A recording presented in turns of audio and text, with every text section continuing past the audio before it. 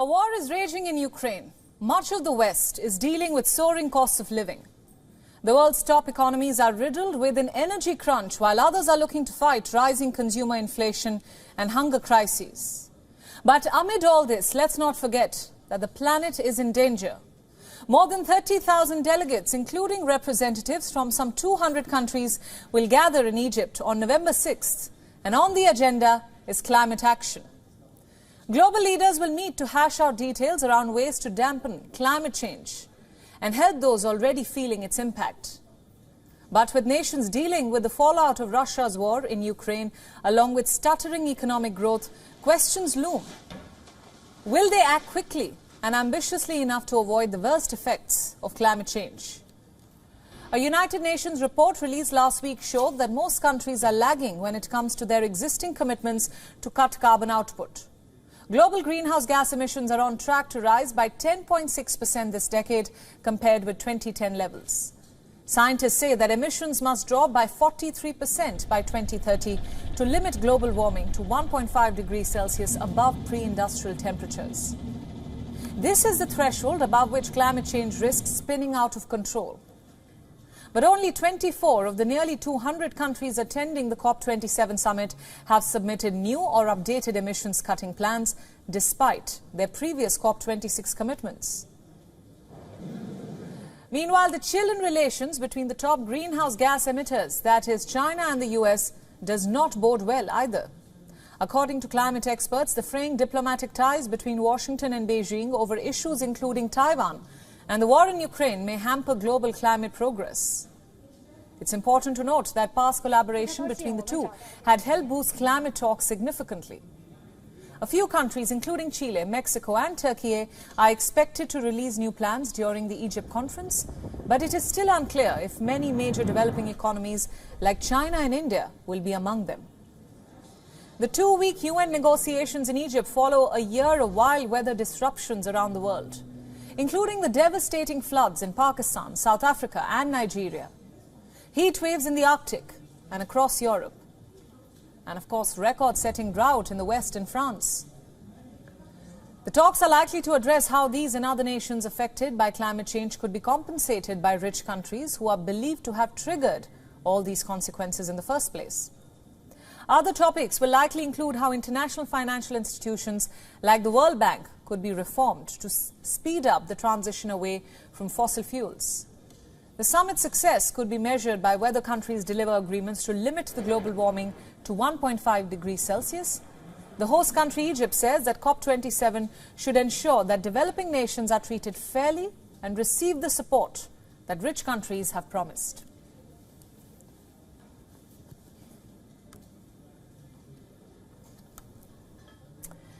And for more perspective, we are now being joined by Louis Torrent, who is an expert on environment and climate change. Louis, thanks for joining us again. Now, most countries are lagging on their existing commitments to cut carbon output. Will we see more lip service at this upcoming summit, or can we hope for action instead? Hello, thanks for having me in the show. It is indeed a challenging COP, and because of the particular situation and context that we're experiencing worldwide, we are facing an... Hello. You're welcome to Climatechange Crusaders channel.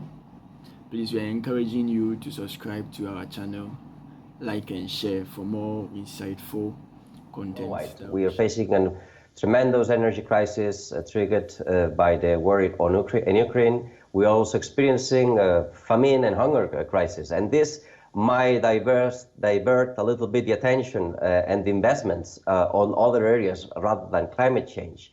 But it's true that there are failures in relations, like the one between US and China. But also there are certain good news, that like the recent elections campaign and the victory by Lula da Silva, which brings renewed hope in terms of deforestation in the Amazon. But it's still very challenging COP, and there are at least two main big challenges that will need to be addressed during these next couple of weeks in Egypt. One is finance, and the other one is adaptation, and specifically loss and damage.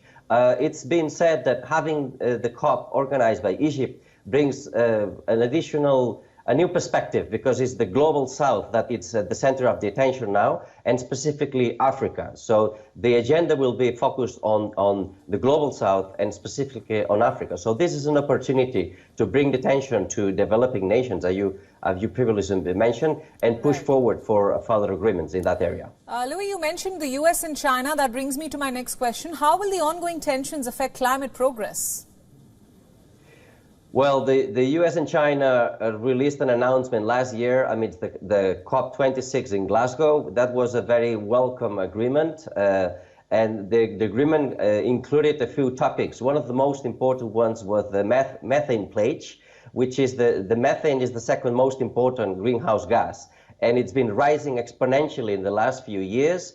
And there's been criticism that it was not sufficiently addressed in the past. So this agreement raised a lot of expectations because there were specific programs that to be developed by these two nations that, let's remember, they both account for 40% of the greenhouse gas emissions worldwide. So it's an important agreement. But sadly speaking, the tensions amidst the Taiwan issue have implied the rupture of this relations. So we cannot expect much progress in that field. But luckily speaking, the US passed the inflation bill recently, which brings renewed hope, renewed investments that probably will be invested in developing nations in the future, hopefully. Right. Just a final question there, Louis. We've also seen names like Greta Thunberg accuse the forum of greenwashing. Do you agree? I don't entirely agree with that. I know that there's been criticism that the host, Egypt, has not been very open in allowing civil society to participate, but there's tremendous effort in these climate negotiations. This event is supposed to be an implementation one, and there's a lot of effort put in this. Although political agreements are not usually reached at the highest level, there are certainly some level of agreements, and we are making progress. The problem is that the progress being made is too slow, and especially when it comes to financing. We should be raising at least 100 billion in financing. We are reaching 83, so we need to speed up, especially in climate action, in mitigation, and also in adaptation. Right, Louis, thank you so much for all those inputs, and thanks for joining us on WION World is One at this hour. WION World is One is now available in your country. Download the app now and get all the news updates on the move.